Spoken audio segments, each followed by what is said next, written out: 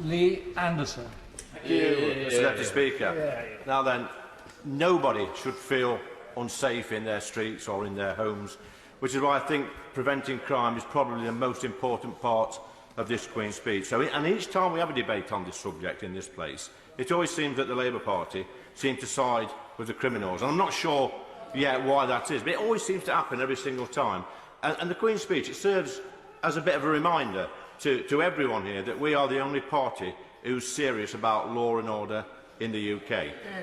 It's true. Now, the vast majority of decent, hard-working people in this country will welcome the new Public Order Bill, because we see these mindless people almost on a weekly basis now. They've got nothing better to do than wreak havoc on our streets, on motorways, at petrol stations, and quite frankly, the hard-working people of this country are fed up to the back teeth of these people disrupting their very ways of life and destroying our property time and time again. And I've seen it myself when I've been out and about. They've been gluing themselves to property, digging up lawns, throwing paint around, performing zombie-like dances in the middle of the road with no regards for decent, hard-working people in this country. Yes, zombie dancers, a bit like Strangers Bar at night time with the honourable member for Stoke-on-Trent North talking Kidsgrove or wherever he is.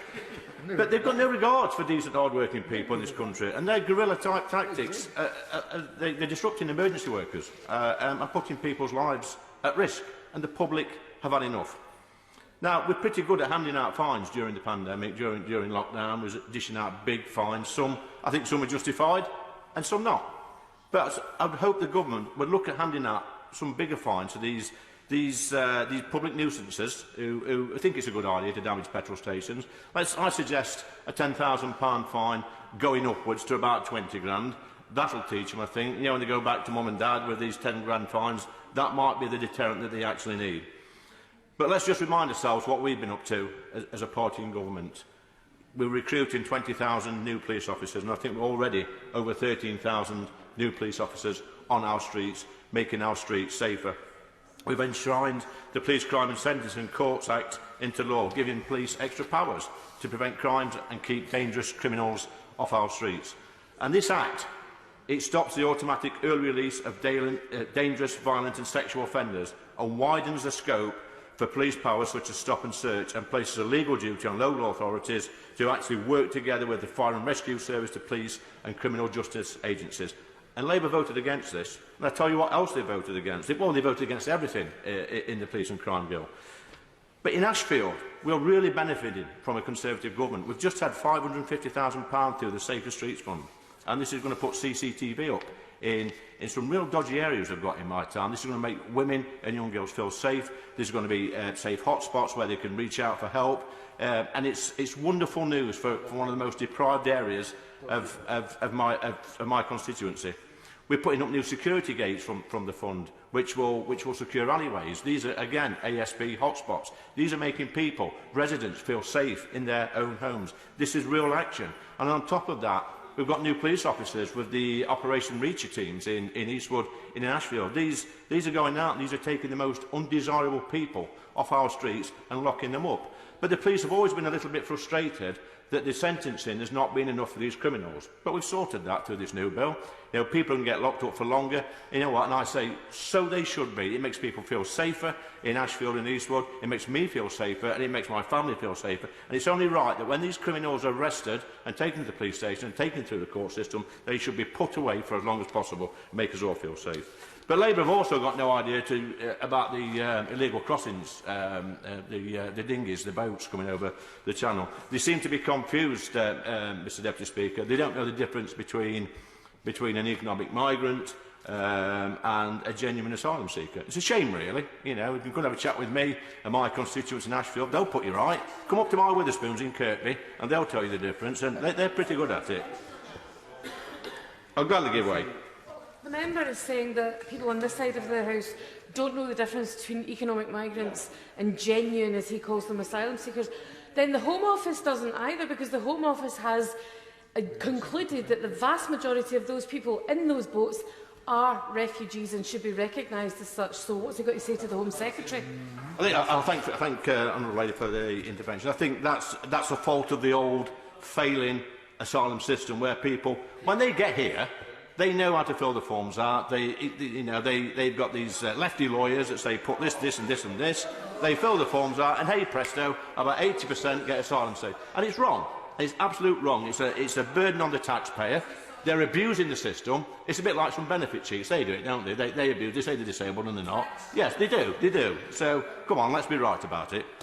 But make no mistake about it, Mr. Deputy Speaker. If that lot got in power, cherish the thought. Well, not cherish it, perish the thought. If that lot got in the cherish the thought. If that lot got in power, this Rwanda plan would be scrapped within 5 minutes. They want to see open borders. They want to let anybody in. You confirmed it now. I'll gladly give way to the member for Stoke-on-Trent. You confirmed it now. But make no mistake, the Rwanda plan would be scrapped. Would be scrapped within 5 minutes of that lot getting in power. But I welcome the comments made by the member for St Helens North, who's not in his place right now, but he made some sensible comments on food bank use, Mr Deputy Speaker. But I'd welcome anybody on the opposite benches to come and visit Ashfield, to my food bank, which I help out on a regular basis, and we've got a great project in place at the moment where I'm glad to give way. Speaker, thank you. My old friend from Ashfield would know that there are two elements to most sentences. Rehabilitation, which is really important because we can rehabilitate criminals in prisons and put them back on the streets, hopefully reformed characters, but also deterrence. Does he agree with me that deterrence is an important function of any sentence and that actually longer sentences may well have the deterrent effect of saying to people, think twice, please, before you commit that crime? I thank my honourable friend for his intervention. He makes a good point. Not only is it a great deterrent, but the longer they're locked up in prison, then that's a longer amount of time they cannot commit these horrible crimes. So he makes a perfect point.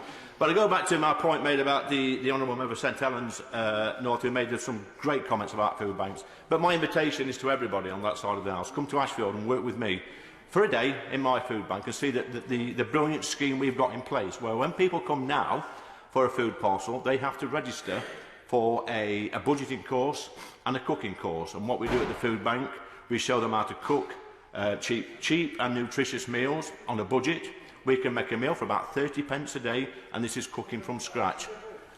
We're glad to give way. The honourable member for giving way. Can you answer me a simple question? Should it be necessary to have food banks in 21st century Britain? Yeah.